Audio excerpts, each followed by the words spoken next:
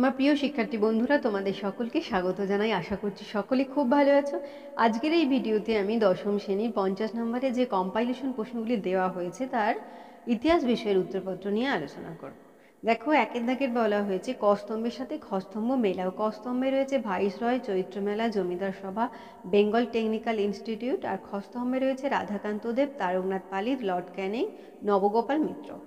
দেখো, ভাইসরয়ের সঙ্গে খ স্তম্ভের হয়ে যাবে গয়েরটা লর্ড ক্যানিং, চৈত্র মেলা ঘয়েরটা নবগোপাল মিত্র, জমিদার সভা কয়ের রাধাকান্ত দেব, বেঙ্গল টেকনিক্যাল ইনস্টিটিউট খয়েরটা তারকনাথ পালিত। দুইয়েরটা দেখো বলা হয়েছে সত্য বা মিথ্যা নির্ণয় করো। 2.1 প্রশ্ন, 1857 খ্রিস্টাব্দের বিদ্রোহের অভিঘাতে ভারতে ব্রিটিশ শাসনের অবসান ঘটেছিল। এটা হয়ে যাবে মিথ্যা। তার কারণ হচ্ছে ইস্ট ইন্ডিয়া কোম্পানির মতো একটা বাণিজ্যিক প্রতিষ্ঠানের হাতে ভারতের মতো একটা বিশাল দেশে শাসনভার থাকা উচিত নয়।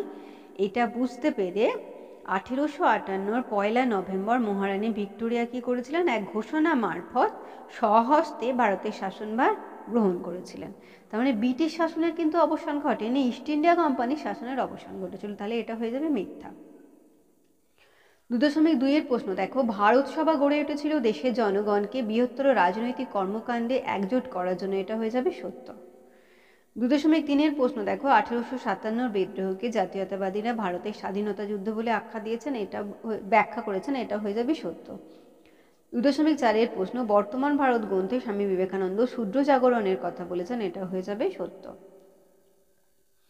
3 বলা হচ্ছে শূন্যস্থান পূরণ করো। 3.1 দেখো, ভারতে ছাপা প্রথম বাংলা বই হলো, এটা শূন্যস্থানে তোমরা লিখবে যে a grammar of the Bengal language.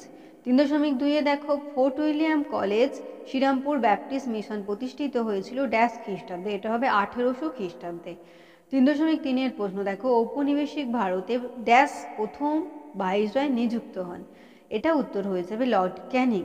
3.4 Anandamath উপন্যাসটি ড্যাশ আন্দোলনের পটভূমিতে রচিত হয়েছিল। এটা লিখবে 76 মন্বন্তর ও সন্ন্যাসী বিদ্রোহের পটভূমিতে রচিত হয়েছিল। 4 দাগে দেখো বলা হয়েছে 2টি বা 3টি বাক্যে নিচের প্রশ্নগুলির উত্তর দাও। 4.1 প্রশ্ন দেখো, ইন্টারনেট ব্যবহারের 2টি সুবিধা লেখো। তোমরা লিখবে যে ভূমিকাতে লিখবে ইন্টারনেট ইতিহাসে তথ্য সংগ্রহের ক্ষেত্রে ইন্টারনেট ব্যবহারের বিভিন্ন সুবিধা রয়েছে। যেমন একেরটা লিখবে তথ্যের সহজলভ্যতা। ইন্টারনেটের সহায়তায় অতি সহজে এবং ঘরে বসে ইতিহাস সহ দুনিয়ার যাবতীয় তথ্য জেনে নেওয়া যায়। অন্য কোনো মাধ্যম থেকে এইরূপ সহজে তথ্য সংগ্রহ করা সম্ভব নয়। দুইয়েরটা লিখবে সুলভ। বিভিন্ন বইপত্র কিনে গ্রন্থাগার বা গবেষণাগারে নিয়মিত যাতায়াত করে ইতিহাসের তথ্য সংগ্রহ করতে গেলে যে বিপুল পরিমাণ অর্থ ব্যয় করতে হয় তা ইন্টারনেটের ক্ষেত্রে করতে হয় না। খুব সামান্য অর্থ ব্যয় করে ইন্টারনেটের মাধ্যমে সেসব তথ্য সংগ্রহ করা সম্ভব। 3 হচ্ছে সময় সাশ্রয়। বইপত্র বা অন্য কোনো সূত্র থেকে কোনো তথ্য সংগ্রহ করতে গেলে প্রচুর সময় ব্যয় হয়, কিন্তু ইন্টারনেট থেকে তথ্য সংগ্রহ করতে খুব বেশি সময় ব্যয় করতে হয় না। এমনকি ইন্টারনেট থেকে প্রাপ্ত কোনো সুবিশাল বইয়ের কোথাও প্রয়োজনীয় তথ্য বা শব্দগুলো আছে তাও সার্চ করে নিমেষে বের করা যায়। পরেরটা হচ্ছে দুর্লভ তথ্য প্রাপ্তি। ইন্টারনেটের মাধ্যমে নানা ধরনের অনলাইন লাইব্রেরি থেকে ইতিহাসের গুরুত্বপূর্ণ কোনো বইয়ের কপি, অনলাইন আর্কাইভ থেকে আসল রিপোর্টের এখানে কবিটাকে কপি করে দেবে, কপয়সই প্রভৃতি পাওয়া যায়। আর প্রশ্নোত্তর হচ্ছে তথ্য সংগ্রহ করতে গিয়ে মনে কোনো প্রশ্ন জাগলে অনেক সময় ইন্টারনেটে সেই প্রশ্ন লিখেও সরাসরি উত্তর পাওয়া যায়। আচ্ছা, এখানে আমি 5খানা বললাম, তোমাদের কিন্তু 2টো লিখতে বলা হয়েছে, তোমরা এ থেকে পছন্দ মতো 2টো লিখে নিও। 4.2 দেখো, বারাসাত বিদ্রোহ কি? আচ্ছা, 4.2 বলা হচ্ছে ডেভিড হেয়ার কেন স্মরণীয়। চলো আমরা একটু উত্তরটা দেখে নিই। লিখবে যে 19বিংশ শতাব্দীতে কলকাতাকে কেন্দ্র করে আধুনিক শিক্ষা আন্দোলন শুরু হয়। এই কাজে অনেক বিদেশিরাও হাত লাগিয়েছিল। এদের মধ্যে অন্যতম হলেন ডেভিড হেয়ার নামক জনৈক ঘড়ি ব্যবসায়ী। তারপর লিখবে পাশ্চাত্য শিক্ষা বিস্তারে ডেভিড হেয়ারের অবদান। হিন্দু কলেজ প্রতিষ্ঠা। হেয়ার বুঝতে পেরেছিলেন এদেশে পাশ্চাত্য শিক্ষা বিস্তারের জন্য শিক্ষা প্রতিষ্ঠান প্রয়োজন, আর তারই উদ্যোগে 1817 খ্রিস্টাব্দে হিন্দু কলেজ ব্র্যাকেটে দেবে প্রেসিডেন্সি বিশ্ববিদ্যালয় গড়ে উঠেছিল। দুয়ে লিখবে শিক্ষা প্রতিষ্ঠান স্থাপন। হেয়ার সাহেব কলকাতার স্কুল বুক সোসাইটি ব্যাকেটে 1817 খ্রিস্টাব্দ, স্কুল সোসাইটি 1818 খ্রিস্টাব্দ, সিমলা স্কুল, পটলডাঙ্গা একাডেমি ব্যাকেটে হেয়ার স্কুল আর পুলিশ স্কুল প্রতিষ্ঠা করেন। পরের পয়েন্টে দেবে স্ত্রী শিক্ষার প্রসার। হেয়ার নারীদের মধ্যে যাতে পাশ্চাত্য শিক্ষার বিস্তার ঘটে তার জন্য আন্তরিকভাবে উদ্যোগ নিয়েছিলেন, আর তার উদ্যোগে বহু নারী শিক্ষা প্রতিষ্ঠান গড়ে উঠেছিল। তারপর লিখবে ছাত্রদের উৎসাহ দান। তিনি হিন্দু কলেজ সহ বিভিন্ন শিক্ষা প্রতিষ্ঠানের ছাত্রদের নিয়মিত হাজিরায় উৎসাহ দেওয়ার জন্য পুরস্কার চালু করেছিলেন। উপসংহারে লিখবে তিনি নিজে খ্রিস্টান হয়েও ছাত্রদের খ্রিস্ট ধর্মে ধর্মান্তরণের বিরোধিতা করেন। বহু ব্যাপারে তিনি ভারতীয়দের সাহায্য করে এদেশের নবজাগরণের একজন পথিকৃৎ হয়ে ওঠেন। পরের প্রশ্ন দেখো 4.3 বারাসাত বিদ্রোহ কি?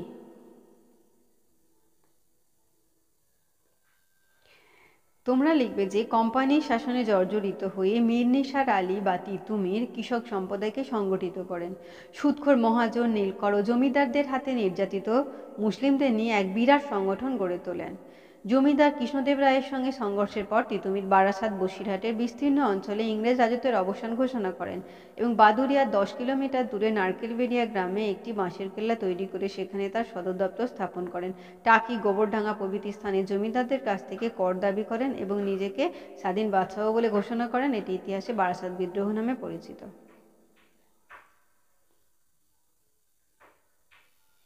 4.4 দেখো গোড়া উপন্যাসের মধ্য দিয়ে কোন দ্বন্দ্বের প্রতিফলন লক্ষ্য করা যায়?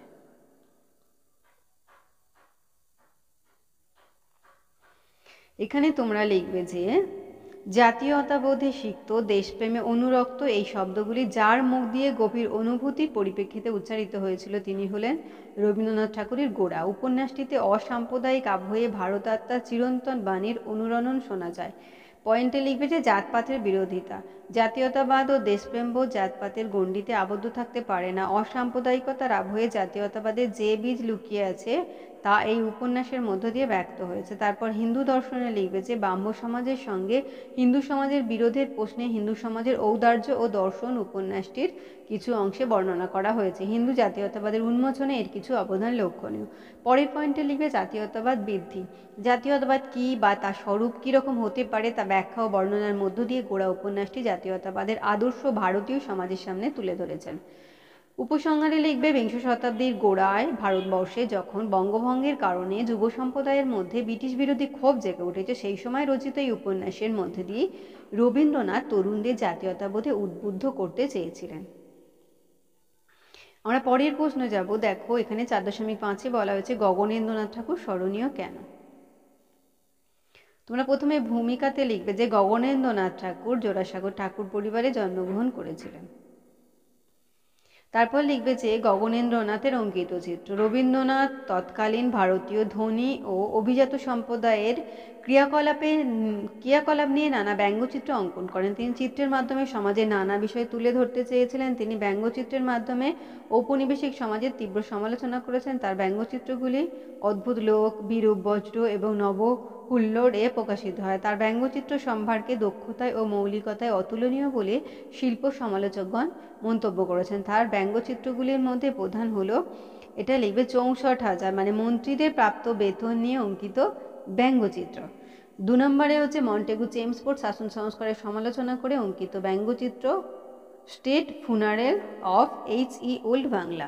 3 হচ্ছে ঔপনিবেশিক ভারতে শিক্ষা ব্যবস্থা নিয়ে অঙ্কিত ব্যঙ্গচিত্র। এতে তিনি শিক্ষা প্রতিষ্ঠানগুলিকে কলকারখানার সঙ্গে তুলনা করেছেন। 4 হচ্ছে বহু ভারতীয়দের মেকি দেশাত্মবোধকে ব্যঙ্গ করে অঙ্কিত চিত্র। গগনেন্দ্রনাথ তার শিল্পকলার মাধ্যমে সমাজের নানান বিষয়কে তুলে ধরেছিলেন। প্রবাসী ও মডার্ন রিভিউতে তার ব্যঙ্গচিত্রগুলি ছাপা হতো। শুধু বাংলা নয় সমগ্র ভারতের ব্যঙ্গচিত্রের মর্যাদা বাড়িয়ে দিয়েছিলেন গগনেন্দ্রনাথ। আচ্ছা, এরপরে আমরা দেখো 5 দাগের বলা হয়েছে যে 7 বা 8টি বাক্যে উত্তর দাও। 5.1 মহেন্দ্রলাল সরকার কেন স্মরণীয়?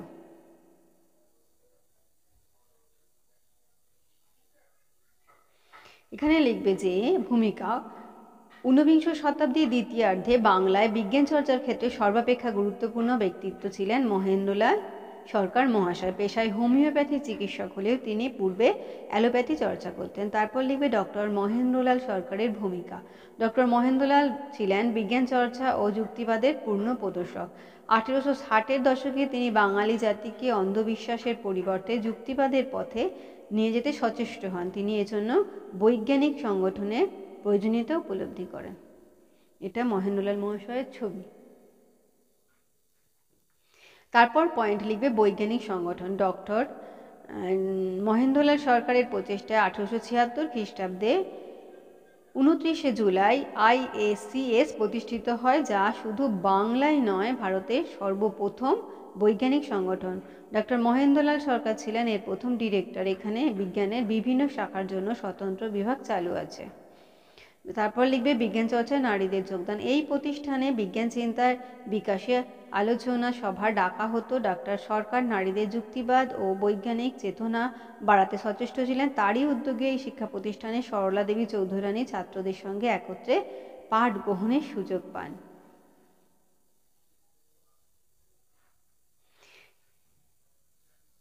উপসংহার হচ্ছে এই প্রতিষ্ঠানটি সম্প্রতি ডিরেক্টর ডিগ্রি প্রদানের অধিকার লাভ করেছে। বিখ্যাত নোবেলজয়ী বিজ্ঞানী CV রমন এখানেই তার রমন এফেক্ট আবিষ্কার করেন। আমরা চলে যাব পরের প্রশ্নে। 5.2-এ বলা হয়েছে শিক্ষা বিস্তারে শ্রীরামপুর ব্যাপটিস্ট মিশনের ভূমিকা উল্লেখ করো।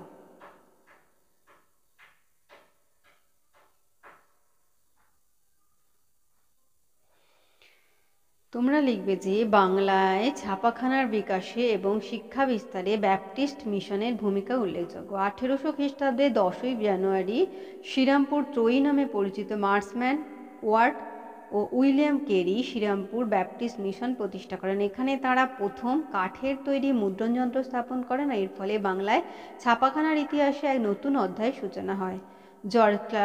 জন ক্লার্ক ও মার্সম্যানের সম্পাদনায় শ্রীরামপুর মিশন থেকে 1818 খ্রিস্টাব্দে প্রকাশিত হয় মাসিক পত্রিকা দিগদর্শন এবং সাপ্তাহিক সংবাদপত্র সমাচার দর্পণ। 1801 খ্রিস্টাব্দে কীর্তিবাসী রামায়ণ প্রথম মুদ্রিত হয় শ্রীরামপুর মিশন থেকে। 1802 খ্রিস্টাব্দে প্রথম কাশিদাসী মহাভারত মুদ্রিত হয় এই মিশন থেকেই। আমরা চলে যাব এর পরের প্রশ্নে। 5.3-এ বলা হয়েছে রবীন্দ্রনাথ ঠাকুরের শিক্ষা চিন্তায় কোন দিকটি শান্তিনিকেতন প্রতিষ্ঠায় সবচেয়ে বেশি ফুটে উঠেছিল? চলো আমরা একটু উত্তরটা দেখে নিই।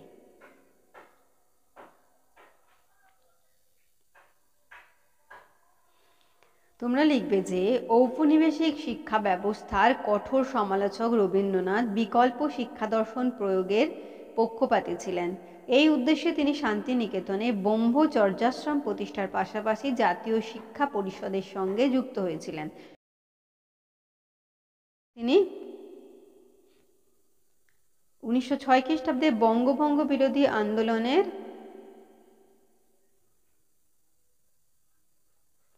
সঙ্গে যুক্ত থাকতে পারেননি।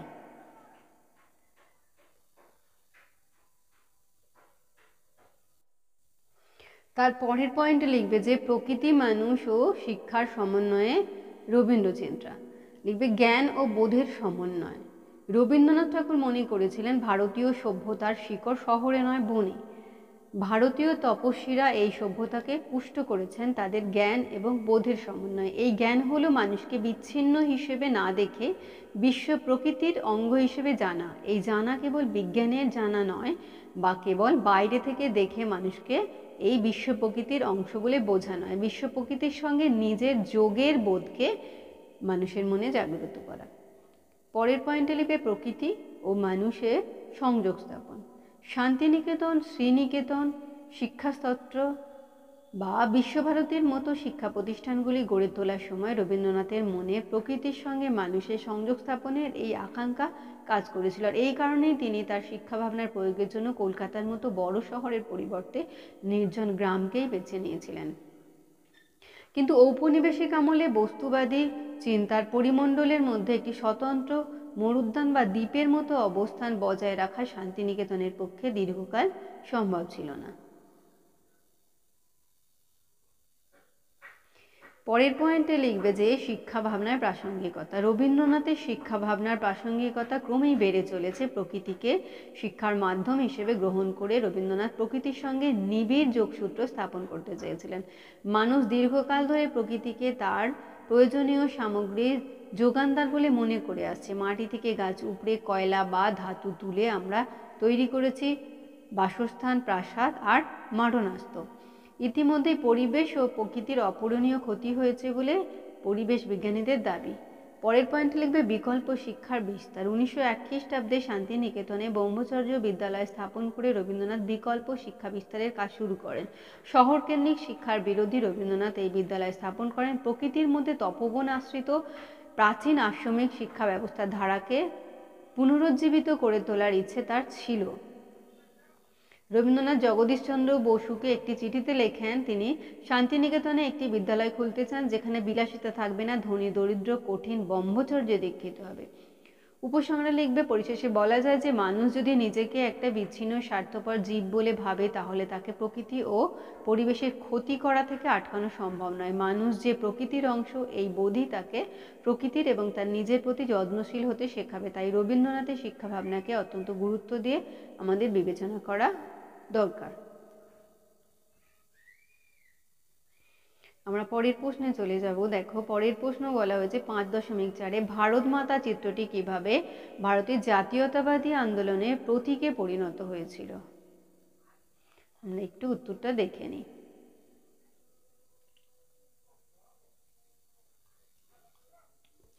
লিখবে যে ব্রিটিশ শাসিত পরাধীন ভারতবর্ষে চিত্রশিল্পীগণ চিত্রের মাধ্যমেই ভারতীয় জাতীয়তাবোধ ফুটিয়ে তোলেন। ভারতীয় জাতীয়তাবোধ সৃষ্টিকারী চিত্রগুলির মধ্যে অন্যতম প্রধান ছিলেন অবনীন্দ্রনাথ ঠাকুর অঙ্কিত ভারত মাতা চিত্রটি।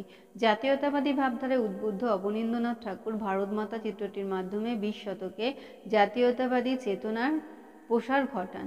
চিত্রে ভারত মাতা হলেন ভারতবর্ষের প্রতীক। ভারত মাতা চিত্রকর, তারপর লিখবে ভারত মাতা চিত্রে চিত্রকর হলেন অবনীন্দ্রনাথ ঠাকুর। ভারত মাতার অঙ্কনকাল 1902 খ্রিস্টাব্দে অবনীন্দ্রনাথ ঠাকুর বঙ্গমাতা চিত্র অঙ্কন করেন। পরে ভারতের স্বদেশী আন্দোলনের আবহে 1905 খ্রিস্টাব্দে তা ভারত মাতা রূপে খ্যাতি লাভ করে। তারপর পয়েন্ট দেবে যে ভারত মাতা চিত্রের বর্ণনা। ভারত মাতা হলেন গৈরিক বসন পরিহিতা এক দেবী। ভারত মাতা 4টি হাত, তিনি 4টি হাতে ধরে আছেন ধানের গোছা, সাদা কাপড়, বেদ ও জপমালা। তিনি সবুজ পৃথিবীর ওপর দাঁড়িয়ে আছেন, তার পায়ের কাছে 4টি পদ্মফুল এবং পিছনে নীল আকাশ। ভারত মাতা ভারতবর্ষের প্রতীক। তিনি তার সন্তানদের অন্ন, বস্ত্র, শিক্ষা ও দীক্ষা প্রদান করেন। ভারত মাতা চিত্রটি ব্রিটিশ বিরোধী আন্দোলনকালে জাতীয়তাবাদের প্রতীকে পরিণত হয়েছিল। ব্রিটিশ শাসনাধীন ভারতে ভারত মাতা চিত্রটি জনসাধারণের মধ্যে জাতীয়তা বোধের সঞ্চার করে। ভগিনী নিবেদিতা ভারত মাতার ভূয়সী প্রশংসা করে বলেছেন যে এই চিত্রটির মাধ্যমে বিমূর্ত জাতীয়তাবাদকে মূর্ত করে তোলা হয়েছে। আমরা পরের প্রশ্নে চলে যাব। পরের প্রশ্ন বলা হয়েছে দেখো 5.5 বাংলার নবজাগরণ ছিল কলকাতা কেন্দ্রিক, বিশ্লেষণ করো।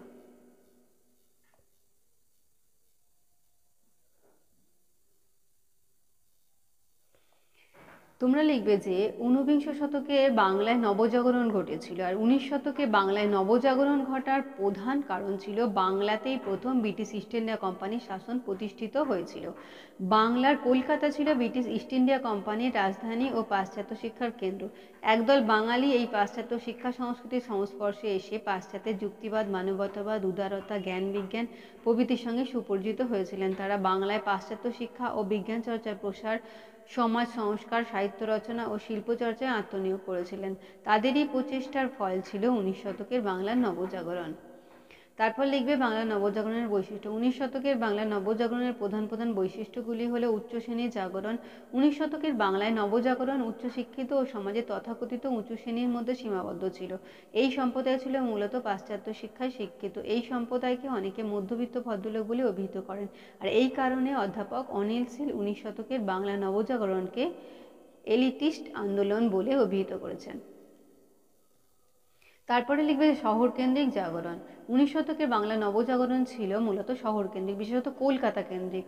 এতে শহরের ধনী ব্যক্তি ও শিক্ষিত বুদ্ধিজীবী সম্প্রদায় অংশগ্রহণ করেছিলেন। এর সঙ্গে গ্রামের সাধারণ মানুষের কোনো প্রত্যক্ষ সম্পর্ক ছিল না এবং তাদের ওপর এর কোনো প্রভাবও পড়েনি। তারপর লিখবে যে হিন্দু সম্প্রদায়ের মধ্যে সীমাবদ্ধতা। 19 শতকের বাংলায় নবজাগরণ মূলত হিন্দু সম্প্রদায়ের মধ্যে সীমাবদ্ধ ছিল, আর এই সময়ে সংস্কার আন্দোলনের প্রচেষ্টা হিন্দু সমাজ ও ধর্মকে অতিক্রম করতে পারেনি। সমাজের একটি বড় অংশের মানুষ ইসলাম ধর্মাবলম্বী হয়েও তাদের মধ্যে এই সংস্কারের প্রসার ঘটেনি। আমরা চলে যাব এর পরের প্রশ্ন এবং দেখবে যে এটাই আমাদের শেষ প্রশ্ন। দেখো 6 দাগের বলা আছে 15-16টি বাক্যে উত্তর দাও। প্রাচ্য পাশ্চাত্য শিক্ষা বিষয়ক দ্বন্দ্ব সম্পর্কে সংক্ষেপে আলোচনা করো। এটাই আমাদের শেষ প্রশ্ন। আমরা একটু উত্তরটা দেখে নিই।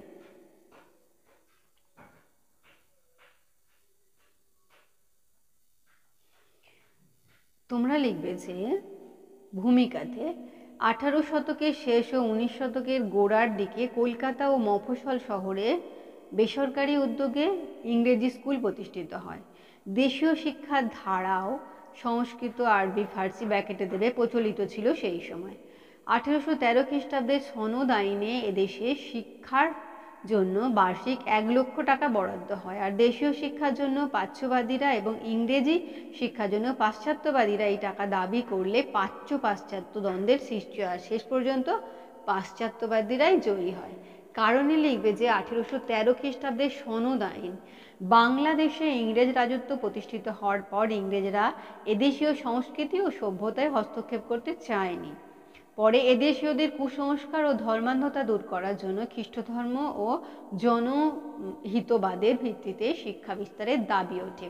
ইংল্যান্ডের এই জনমতের দাবিতে 1813 খ্রিস্টাব্দের সনদ আইনের 43 নম্বর অনুচ্ছেদে এদেশে শিক্ষা বিস্তারের জন্য বার্ষিক 1 লক্ষ টাকা বরাদ্দ করা হয়। প্রয়োজনের তুলনায় কম হলেও এর প্রতীকী গুরুত্ব ছিল অসীম, কারণ এই নির্দেশের দ্বারা কোম্পানি সরকারকে এদেশীয়দের জনশিক্ষার দায়িত্ব গ্রহণ করতে হয়। পরের পয়েন্ট লিখবে যে প্রাচ্য পাশ্চাত্য দ্বন্দ্ব। সরকার কর্তৃক বরাদ্দ 1 লক্ষ টাকা পাওয়ার জন্য প্রাচ্য ও পাশ্চাত্যবাদীদের মধ্যে প্রতিযোগিতা শুরু হয়। সরকার শিক্ষা খাতে অর্থব্যয় বন্ধ করে দেয়। সিদ্ধান্ত গ্রহণের দায়িত্ব দেয় একটি সমিতির ওপর, আর এর নাম ছিল general committee of public instruction. প্রাচ্য ও পাশ্চাত্য শিক্ষাবিদদের নিয়ে এই কমিটি গঠিত হয়। পরের পয়েন্টে লিখবে প্রাচ্যবাদী। বাংলাদেশ তথা ভারতবর্ষে সংস্কৃত, আরবি ও ফার্সি শিক্ষা দীর্ঘকাল ধরে চালু ছিল, আর এই শিক্ষাই হলো প্রাচ্য শিক্ষা। H.T. প্রিন্সেপ, কোলব্রুক, উইলসন প্রমুখ ছিলেন প্রাচ্যবাদীদের নেতা। তাদের মতে প্রাচ্য শিক্ষাই হলো প্রকৃত শিক্ষা, কারণ এদেশের ঐতিহ্য ও সংস্কৃতির সঙ্গে এই শিক্ষা জড়িত। দেশের বেশিরভাগ শিক্ষার্থী এই শিক্ষার সঙ্গে যুক্ত, আর এই শিক্ষার জন্য উচ্চ শিক্ষা প্রতিষ্ঠান আছে, তাই এই শিক্ষার উন্নতির জন্য সরকারি টাকা বরাদ্দ করা উচিত। তারপর লিখবে যে পাশ্চাত্যবাদী। বাংলাদেশে ইংরেজ শাসন প্রতিষ্ঠার পর কলকাতা ও মফস্বল শহরে বেসরকারি উদ্যোগে বেশ কিছু ইংরেজি স্কুল প্রতিষ্ঠিত হয়। এই স্কুলে পাশ করা ছাত্ররা বাণিজ্যিক ও সরকারি চাকরি পেত, এই জন্য এই ধরনের স্কুলের সংখ্যা ও ছাত্র সংখ্যা বেড়ে চলে, আর এই শিক্ষাই হলো পাশ্চাত্য শিক্ষা।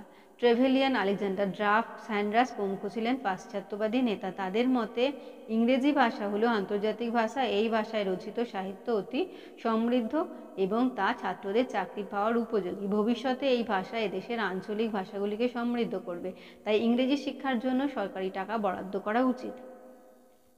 পরের পয়েন্টে লিখবে রামমোহনের স্মারকলিপি। প্রাচ্য পাশ্চাত্য দ্বন্দ্বের পরিপ্রেক্ষিতে সরকার অর্থব্যয় বন্ধ করেছিলেন। শেষ পর্যন্ত সরকার এই জমা টাকায় একটি সংস্কৃত কলেজ প্রতিষ্ঠায় উদ্যোগী হন।